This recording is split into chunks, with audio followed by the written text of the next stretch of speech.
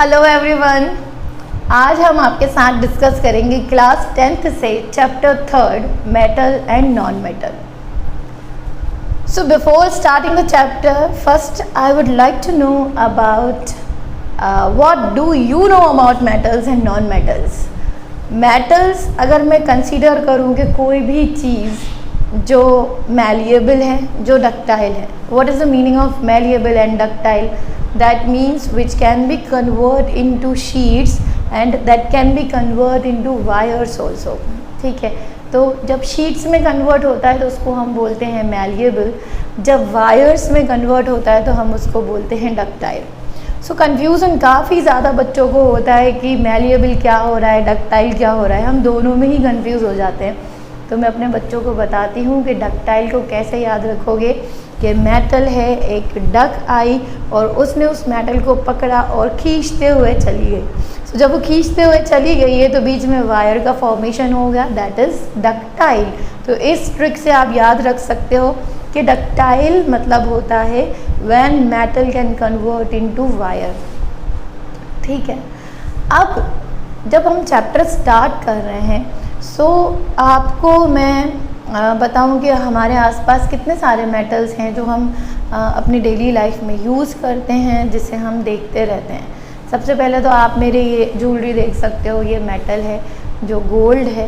Then उसके बाद iron वो मेटल है, देन एल्युमिनियम है, कॉपर है, बहुत सारी चीज़ें हैं जिनको हम हमारी डे टू डे लाइफ में यूज़ करते हैं और जो हमें डिफरेंट फॉर्म्स में दिखाई देते हैं। जैसे आयरन की आपने शीट देखी होगी, आयरन के वायर देखे होंगे, देन आपने कॉपर शीट्स देखे हैं, कॉपर वायर देखे हैं, एल्युमिनियम फॉइल होता है जिसको हम डेली अपने लंच बॉक्स में इस्तेमाल करते हैं फॉइल को रैप करने के लिए, अपना फूड मटेरियल। दैन उसके बाद जो एल्युमिनियम फॉइल होते हैं उसके साथ साथ एल्युमिनियम का वायर देखा होगा, देन सिल्वर वायर देखे हैं हमने, गोल्ड वायर देखे हैं। तो बहुत सारे हमने वायर के फॉर्म में देखा है, इवन हमने उनको शीट्स के फॉर्म में भी देखा हुआ है। ठीक है, अब यहाँ जो हम मेनली डिस्कस करने वाले हैं वो ये है कि जब आपको एग्ज़ाम में मेटल या नॉन मेटल आएगा तो आपको ना तो वायर दिखाई देगा और ना ही शीट्स दिखाई देंगी। तो हमें पहचान में आना चाहिए कि कौन सी चीज़ मेटल है और कौन सी नॉन मेटल है। ठीक है, सो जो बुकिश लैंग्वेज में अगर हम कहें कि ऐसी चीज़ें जो लस्ट्रस है, जो मैलिएबल है, जो डक्टाइल हैं, वो सारी मेटल हैं माना, बट जब इस एग्ज़ाम में आता है तो हम उनको कैसे पहचानेंगे? ना तो आपको लस्टर दिखाई देगा, ना ही उसका मैलिएबल फॉर्म दिखाई देगा और ना ही उसके वायर्स दिखाई देंगे। तो हम कैसे पहचानेंगे? तो उसके पहचानने के लिए ट्रिक ये है कि कोई भी एलिमेंट के ऊपर अगर पॉजिटिव साइन है या उसका चार्ज पॉजिटिव है तो हम उसको बोलते हैं मेटल, और अगर एलिमेंट पर चार्ज नेगेटिव है तो उसको हम कंसीडर करते हैं नॉन मेटल। ठीक है, कोई भी एलिमेंट जब उसका चार्ज पॉजिटिव होता है then it is known as metal, और जब चार्ज नेगेटिव हो जाता है then it is known as non metal. ठीक है, अब एलिमेंट्स क्या है? अगर इसमें कन्फ्यूज़न है तो ये बहुत ही भारी कन्फ्यूज़न है, क्योंकि अब हम 3rd चैप्टर पढ़ रहे हैं और अगर एलिमेंट के बारे में नहीं मालूम है तो फटाफट अच्छे से सुनो कि एलिमेंट्स क्या होते हैं। हमारे पीरियोडिक टेबल में जितनी भी चीज़ें आपको दिखाई देती हैं, जो भी आप पीरियोडिक टेबल में पढ़ते हो, hydrogen, helium, lithium, beryllium, boron, carbon, nitrogen, oxygen etcetera etcetera, ये सभी एलिमेंट हैं। लेकिन उनकी कैटेगरी के हिसाब से जब हम उन्हें डिवाइड कर देते हैं तो वो मेटल्स और नॉन मेटल्स हो जाते हैं। तो ये चैप्टर स्टार्ट करने से पहले मैं पीरियोडिक टेबल के जो एलिमेंट्स हैं वो आपको बताऊंगी, उनकी वैलेंसीज बताऊंगी और उसके साथ आपको बताऊंगी कि ये मेटल है, नॉन मेटल है या मेटलॉइड्स हैं। मेटलॉइड्स क्या होते हैं? मेटलॉइड्स जो मेटल नॉन मेटल दोनों का बिहेवियर शो करते हैं, they are known as metalloids. So हम स्टार्ट करते हैं हमारे पीरियोडिक टेबल से, जहाँ पर आपको मालूम है कि पीरियोडिक टेबल में 7 शेल्स होते हैं, 1 2 3 4 5 6 और 7। और इसमें जो ग्रुप्स होते हैं वो 18 ग्रुप होते हैं, ठीक है ना। तो फर्स्ट ग्रुप के बारे में बात करें तो हम हाइड्रोजन से स्टार्ट करते हैं, और इसको याद करने का जिंगल क्या है, ली ना की रब से फरियाद, ली ना की रब से फरियाद, ठीक है। इसका क्या मतलब हुआ, hydrogen, lithium, sodium, potassium, rubidium, caesium and francium. उसके बाद आता है हमारा सेकंड ग्रुप। सेकंड ग्रुप जो है वो सेकंड शेल से स्टार्ट होता है, ध्यान रखना। इसको हम बोलते हैं बेटा, मांगे, कार, स्कूटर, बाप, राजी, ठीक है। बेटा, मांगे, कार, स्कूटर, बाप, राजी, जिसमें आ जाएगा beryllium, magnesium, calcium, strontium, barium and radium. अब ये चीज़ें मैंने आपको क्यों बताई, ये दो ग्रुप इसलिए बताए क्योंकि यहाँ पर जो फर्स्ट ग्रुप है इसकी वैलेंसी है +1 और जो सेकंड ग्रुप है इसकी वैलेंसी है +2।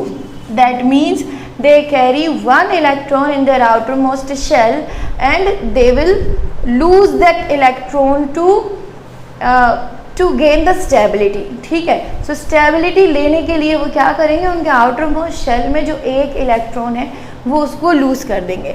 सो अब ये भी चीज़ आप ध्यान रखो कि कौन इलेक्ट्रॉन लूज कर सकता है, जहाँ पर 1, 2 या 3 इलेक्ट्रॉन है, ये सारे डोनर होते हैं, ये इलेक्ट्रॉन लूज कर सकते हैं। जो फोर्थ है ये कोवैलेंट बॉन्ड का फॉर्मेशन करता है, दैट मीन्स ना तो ये इलेक्ट्रॉन लूज करेगा ना ही किसी से इलेक्ट्रॉन पूरी तरह से एक्सेप्ट करेगा, ये शेयरिंग ऑफ इलेक्ट्रॉन करके बॉन्ड का फॉर्मेशन करते हैं। जहाँ पर 5 इलेक्ट्रॉन, 6, 7 या 8 इलेक्ट्रॉन है, सो 8 को तो हम 0 ग्रुप ही मान लेंगे। 5 होगा तो ऑक्टेट कंप्लीट करने के लिए, what is the meaning of octet, that means they required 8 electron in their outermost shell to gain the maximum stability. So उस स्टेबिलिटी को पूरा करने के लिए उनको 3 इलेक्ट्रॉन की रिक्वायरमेंट है, तो वैलेंसी हो जाएगी -3। जब 2 इलेक्ट्रॉन की रिक्वायरमेंट है क्योंकि 6 इलेक्ट्रॉन उनके पास हैं, सो -2, 7 इलेक्ट्रॉन आउटरमोस्ट शेल में है तो -1, और जब पूरे 8 इलेक्ट्रॉन होते हैं तो वैलेंसी हो जाती है 0, ठीक है। यहीं आप इनका ग्रुप भी काउंट कर लो, this is first group, second group, और यहाँ से आप काउंट करोगे 13, 14, 15, 16, 17 एंड 18 ग्रुप। सो आप इसी से इनकी वैलेंसीज बता सकते हो। सो जहाँ पर प्लस में चल रहा होगा वो सारे मेटल्स हैं, और इसके बाद के यहाँ के सारे हो जाते हैं नॉन मेटल्स, ठीक है। सो आपको समझ में आ जाएगा, अब जैसे ही मैं ग्रुप लिखूंगी तो आपको समझ में आएगा कि फर्स्ट, सेकंड, उसके बाद जो बीच में जो आते हैं वो हैं scandium, titanium, vanadium, chromium, manganese, iron, cobalt, निकल, कॉपर एंड जिंक। सो ये 21 से स्टार्ट हो रहा है एंड एंड्स एट 30, ये सारे भी आपके क्या हैं, मेटल्स। सो अभी जब आप 10th क्लास में हो तो आपको 30 एलिमेंट अगर याद हैं तो वो बहुत अच्छी बात है, क्योंकि इन्हीं में से आपके रिएक्शंस बनते हैं और इन्हीं में से आपको क्वेश्चन आएंगे, ठीक है। सो ये सेकंड के बाद यहाँ पर देखो, ये हो गया आपका third group, then fourth, fifth, 6, 7, 8, 9, 10, then 11 and 12। So 12 group हमारे यहाँ पर पूरे हो गए। इसके बाद है ना, इसको नोट कर लो क्योंकि मैं अभी इसको रब करने वाली हूँ बीच में से। सो आपको क्या करना है, स्कैंडियम टू जिंक तक आप इसको नोट कर लीजिए, ठीक है। सो ये सारे के सारे बीच में मेटल आएंगे, क्योंकि अभी क्या होगा कि स्पेस कम हो जाएगी और मुझे बनाना है अप टू 17 तो 18 ग्रुप। सो मैं यहाँ पर शॉर्ट में ऐसा कर देती हूँ कि 3rd to 12, ठीक है, यहाँ पर है। देन उसके बाद हम स्टार्ट करते हैं 13 ग्रुप, जिसको हम बोलेंगे बैंगन, आलू, गाजर, इन, थैला, यानी boron, aluminium, gallium, indium and thallium. Then उसके बाद 14 ग्रुप आएगा, चांद, सी, जीनी, सुन, पंजाबन, that means carbon, silicon, germanium, tin and lead. उसके बाद आ जाएगा 15 ग्रुप, नन्नू, पप्पू, अस्सू, सब, बीमार। Okay, that is nitrogen, phosphorus, arsenic, antimony and bismuth. उसके बाद आता है नेक्स्ट इज 16th ग्रुप, उस, से, टीपो, right, that is oxygen, sulphur, selenium, tellurium, polonium. Then comes 17th group, फिर, कल, बाहर, आई, आंटी, that is fluorine, chlorine, bromine, iodine, astatine. Okay, so मैं चेक करती हूँ कि इतना आपको ओके दिखाई दे रहा है। देन 18th ग्रुप जो स्टार्ट होगा वो हमारे फर्स्ट शेल के बिल्कुल सामने से होगा, यानी थोड़ा ऊपर से। सो यहाँ पर आएगा हीलियम, देन हीना, नीना और Kareena, then Jeena and Rani. So ये हो गए आपके helium, neon, argon, krypton, xenon and radon. So 18 group जो है ना, क्योंकि 18 ग्रुप में आखिर में 8 इलेक्ट्रॉन होते हैं, वो कंप्लीटली फिल्ड है, उनका ऑक्टेट पूरा है। So they do not need electron and there is no need to donate electron also. So इनको हम बोल सकते हैं जीरो ग्रुप, क्योंकि ये बॉन्ड फॉर्मेशन में पार्टिसिपेट नहीं करना चाहते, ना ही करते हैं। ठीक है, सो अब यहाँ देखो फर्स्ट, सेकेंड, उसके बाद 3rd to 12, देन 13th, यहाँ तक आपके सारे मेटल्स हैं। क्योंकि आप यहाँ देखो, मैंने आपको बताया कि फर्स्ट ग्रुप की वैलेंसी +1 है, सेकेंड ग्रुप की वैलेंसी +2 है, देन 13 ग्रुप का 3 देखो यहाँ, तो उसकी वैलेंसी हो जाएगी +3। सो जो भी आपके पॉजिटिव साइन वाले, अच्छा ये सारे के सारे एलिमेंट्स कहलाएंगे जब तक आप इनको कैटेगराइज नहीं करते। जब आप कैटेगराइज कर लोगे, now these all are considered as metal, जो आपके ग्रुप 1st to 13 है। देन उसके बाद 14 से लेकर 18 तक हम इनको बोलेंगे नॉन मेटल्स। ठीक है, और अब मैंने आपको बताया कि इन्हीं में आपके पास होंगे मेटलॉइड्स। सो मेटलॉइड्स को याद करने के लिए आप क्या बोलोगे? बच्चे, सीता, गीता, आस्था, सबको, टेनिस, पता। राइट, बच्चे, सीता, गीता, आस्था, सबको, टेनिस, पता। यानी boron, silicon, germanium, arsenic, antimony, tellurium and polonium, ये किस में आ जाते हैं? These are considered as metalloids, that means they can behave like metal as well as non metal. So I hope इतना आपको समझ में आ रहा होगा कि जब भी आप पढ़ाई करोगे, जब आप मेटल्स नॉन मेटल्स की स्टडी करोगे, तो सबसे पहले आपको क्या चीज़ देखनी है कि ऐसी एलिमेंट जिनके ऊपर पॉजिटिव साइन है they are considered as metal, और वो एलिमेंट्स जिनके ऊपर नेगेटिव साइन है उनको हम बोलेंगे नॉन मेटल्स। ठीक है, अब मैं यहीं पर इनकी कुछ प्रॉपर्टीज़ बताती हूँ मेटल की। सबसे पहली प्रॉपर्टी है lustre. So what is the meaning of lustre, या मैं इसको बोलूँ मेटालिक लस्टर। मेटल्स जो होते हैं उनके ऊपर एक चमक होती है, राइट। सो कई बार आपने देखा होगा मेटल बहुत ख़राब से दिखाई देंगे, उनके ऊपर चमक नहीं होगी। वो सिर्फ रीज़न इसलिए है कि उनके ऊपर एटमॉस्फेरिक ऑक्सीजन या वाटर के साथ रिएक्शन कर लिया है उन्होंने, और ऑक्साइड का फॉर्मेशन किया हुआ है। वो ऑक्साइड की लेयर जब हम सैंड पेपर से रब करते हैं और उसे रिमूव कर देते हैं तो वो लस्टर वापस से बाहर निकल आता है। ठीक है, सो यहाँ पर जो मेटालिक लस्टर है वो एक फिजिकल प्रॉपर्टी है मेटल की, जिसको आप देख सकते हो। फिजिकल मतलब क्या होते हैं? ऐसी चीज़ें जिनको हम देख सकते हैं, हम उन्हें महसूस कर सकते हैं, है ना। सो लस्टर हमें दिखाई दे सकता है। दूसरी इसकी प्रॉपर्टी क्या होती है? ये होते हैं malleable, right. So what is the meaning of malleable? Malleable का मतलब होता है they can be convert into sheets, right. Then third property is ductile.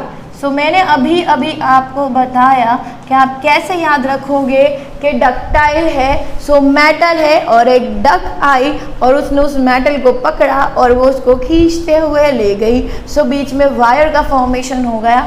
So ductile मतलब वायर में कन्वर्ट हो जाना, ठीक है। फोर्थ प्रॉपर्टी होती है गुड कंडक्टर्स ऑफ इलेक्ट्रिसिटी, और मैं यहीं पे लिख देती हूँ हीट। ना जाने ये आपको दिखाई भी दे रहा है या नहीं, या सिर्फ आप मेरी अभी बात ही सुन रहे हो। ओके, सो सबसे लास्ट में जो लिखा हुआ है इलेक्ट्रिसिटी, बस उतना ही नहीं दिखाई दे रहा है तो आप सुन लो इसको कि लास्ट में लिखा हुआ है इलेक्ट्रिसिटी एंड हीट। सो आपका फोर्थ प्रॉपर्टी होगी कि metals are the good conductor of electricity and they are the good conductors of heat, right. So आपका जो फर्स्ट इंट्रोडक्शन है वो यहीं पर कंप्लीट हो गया है कि मेटल्स क्या होते हैं। सबसे पहले मेटल्स वो एलिमेंट पीरियोडिक टेबल में हैं जिनके ऊपर पॉजिटिव साइन होता है, ठीक है।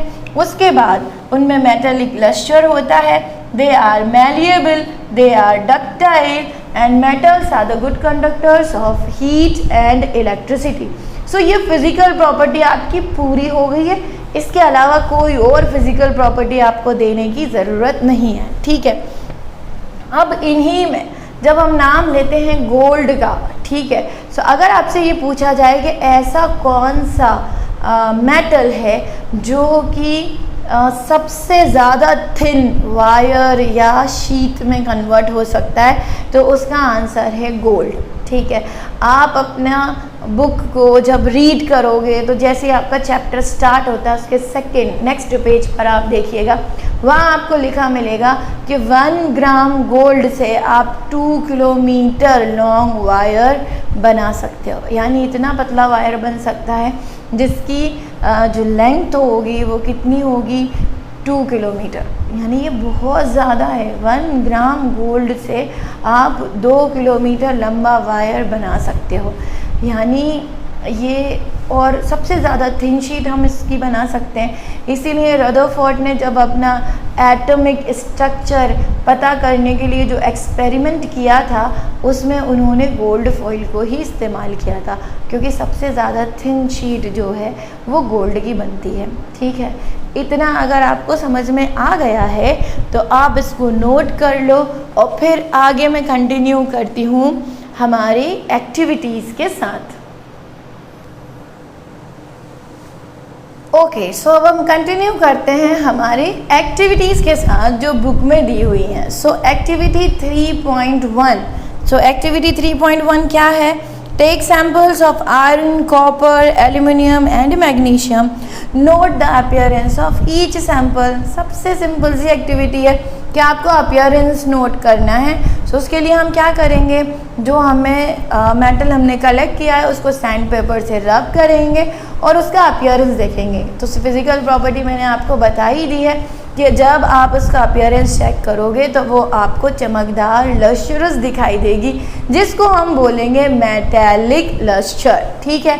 सो 3.1 का एक्टिविटी का जो आंसर है वो क्या होगा? इट इज़ मेटेलिक लस्टर, ठीक है। Okay, now activity 3.2, take a small pieces of iron, copper, aluminium and magnesium, try to cut these metals with a sharp knife and note your observation. Hold a piece of sodium with a pair of tongs. ऐसा क्यों बोला?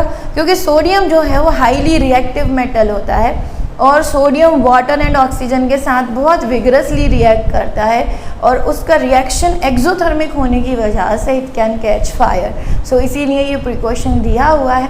सो अगर आपसे पूछा जाए कि अगर आप इन मेटल्स को नाइफ के थ्रू कट करने की कोशिश करोगे तो क्या वो कट हो जाएंगे? तो आंसर है नहीं, लेकिन कुछ मेटल ऐसे हैं जिनको आप नाइफ से कट कर सकते हो जो कि बहुत सॉफ्ट होते हैं। उनमें एक आंसर है सोडियम, दूसरा आंसर है potassium and third one is lithium, ठीक है।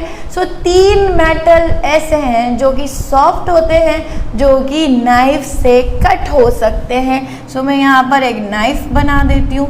ये कैसा नाइफ बना दिया मैंने, पता नहीं, ये नाइफ नहीं है बट ये आइसक्रीम है, आई डोंट नो, सही से नहीं बना है, मैं इसको सही से बनाती हूँ, ऐसे और ऐसे, ठीक है। अब थोड़ा बहुत नाइफ लग रहा है। सो ऐसे 3.2 एक्टिविटी में क्या है कि ऐसा मेटल आपको बताना है जो नाइफ से कट हो जाए। सो यहाँ एग्जाम्पल सिर्फ सोडियम का दिया है, हम आगे और भी पढ़ेंगे।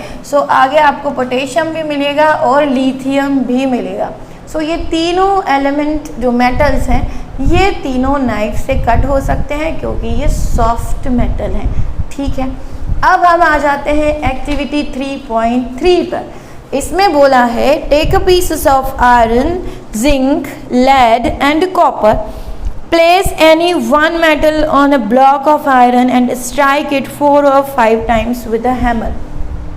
सो यहाँ आपसे पूछा है कि अब आपने लेड भी ले लिया और आयरन भी लिया है, एल्यूमिनियम भी लिया हुआ है, अगर आप इसको हैमर से, हथौड़े से पीटोगे, यानी उसको अच्छी तरीके से उसको बैंग बैंग कर दोगे तो क्या होगा?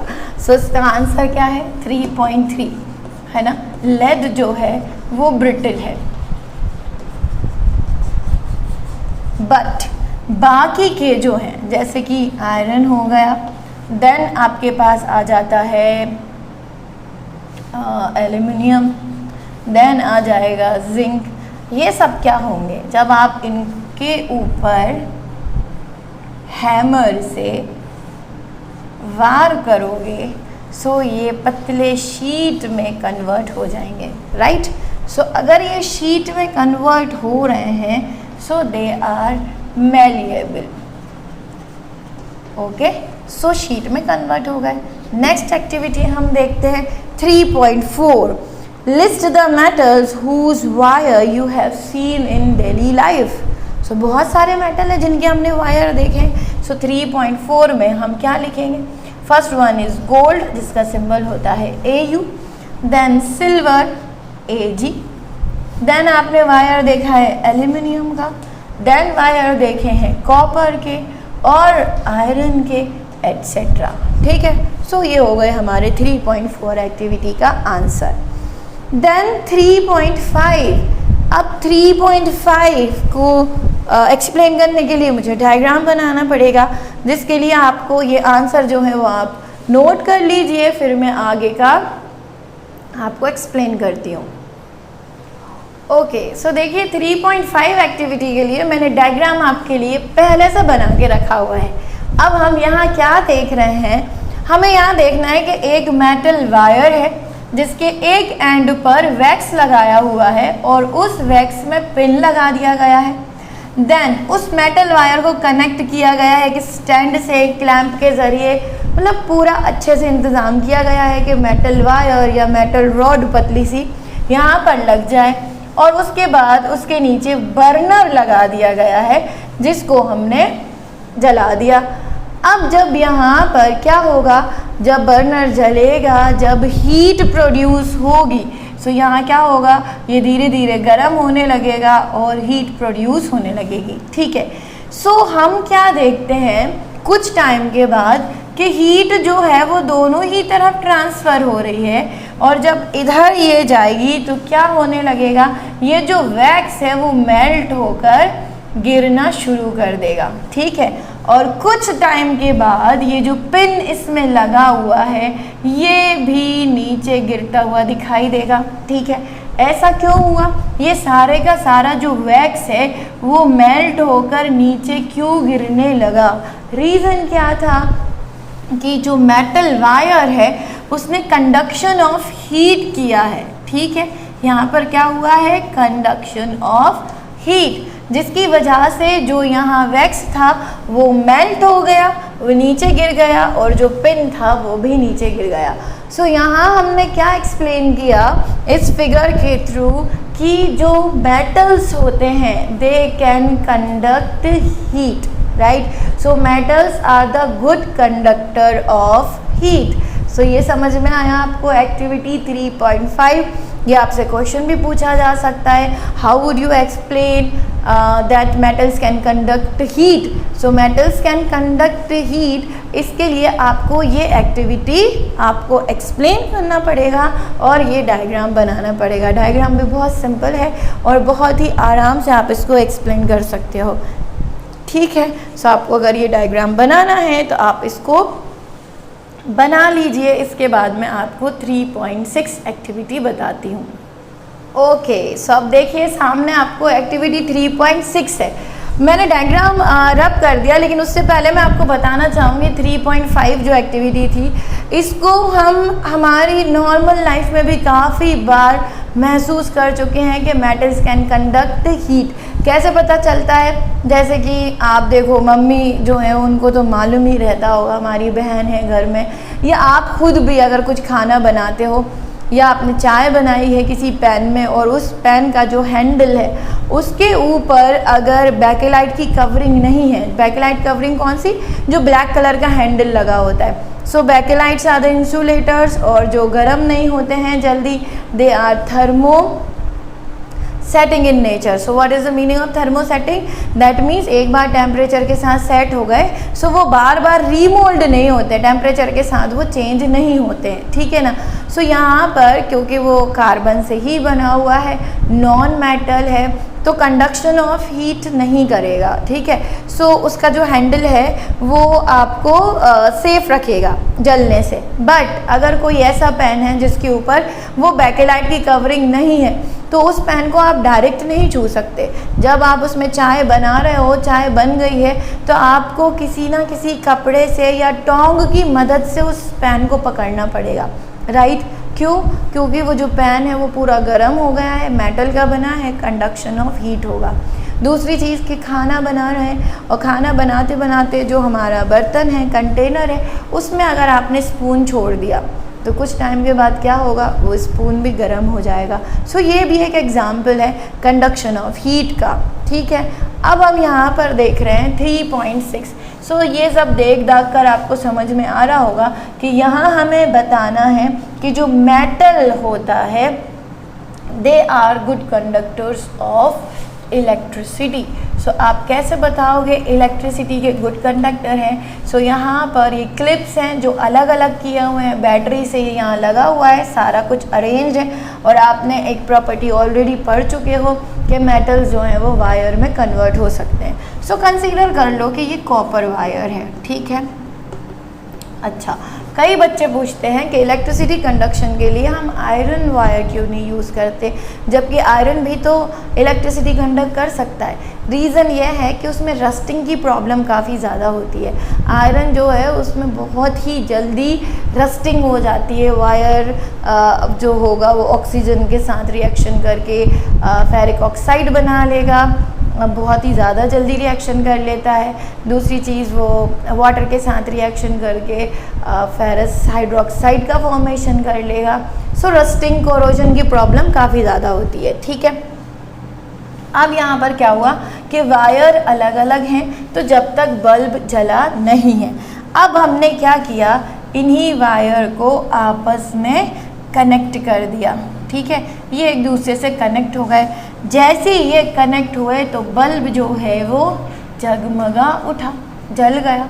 सो इससे आपको क्या पता चला, बल्ब के जलते ही ये पता चला कि जब ये आपस में कनेक्ट हुए तो यहाँ पर करंट था जो फ्लो हो गया है और जिसकी वजह से बल्ब जल गया, ठीक है। सो दैट मीन्स कि जो आपके मेटल्स होते हैं they are good conductor of electricity. अब ये ध्यान दो कि इलेक्ट्रिसिटी के कंडक्शन के लिए आपको दो चीज़ें लगती हैं, या तो इलेक्ट्रॉन्स होना चाहिए या फिर आयन्स होना चाहिए।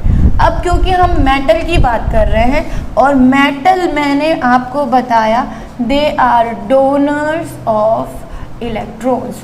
सो जब इलेक्ट्रॉन डोनेट होगा, इलेक्ट्रॉन जब चलेगा तो क्या होगा, इलेक्ट्रॉन डोनेट होगा तो उसके जो कंडक्शन है, इलेक्ट्रॉन का जो फ्लो है, वही तो इलेक्ट्रिसिटी कहलाता है। सो मेटल जब इलेक्ट्रॉन डोनेट करने लगेगा तो वो इलेक्ट्रिसिटी कंडक्ट करेगा, सीधी सी बात है। सो यहाँ पर मेटल कॉपर वायर यूज़ किया है, आप चाहो एल्यूमिनियम यूज़ कर सकते हो, आप चाहो आयरन यूज़ कर सकते हो, सभी में कंडक्शन ऑफ इलेक्ट्रिसिटी होती है।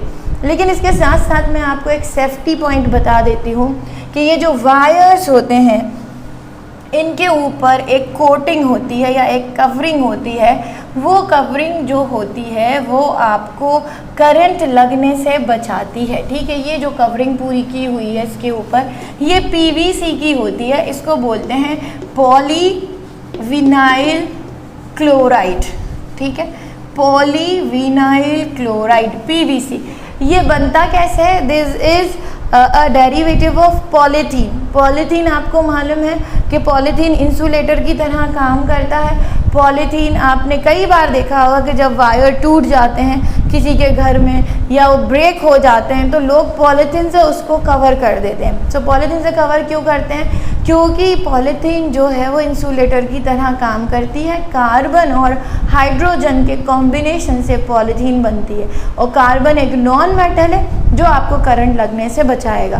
बट पॉलीथीन की प्रॉब्लम यह है कि पॉलीथीन टेम्परेचर रेसिस्टेंस नहीं होता उसके अंदर, यानी वो बहुत जल्दी पिघल जाती है या डिफॉर्म हो जाएगी, अपना शेप चेंज कर देती है। तो उसी पॉलीथीन में जब क्लोरीन, उसका एक हाइड्रोजन हटाकर क्लोरीन की ब्लेंडिंग की जाती है तो उसको हम बोलने लगते हैं विनाइल क्लोराइड, ठीक है।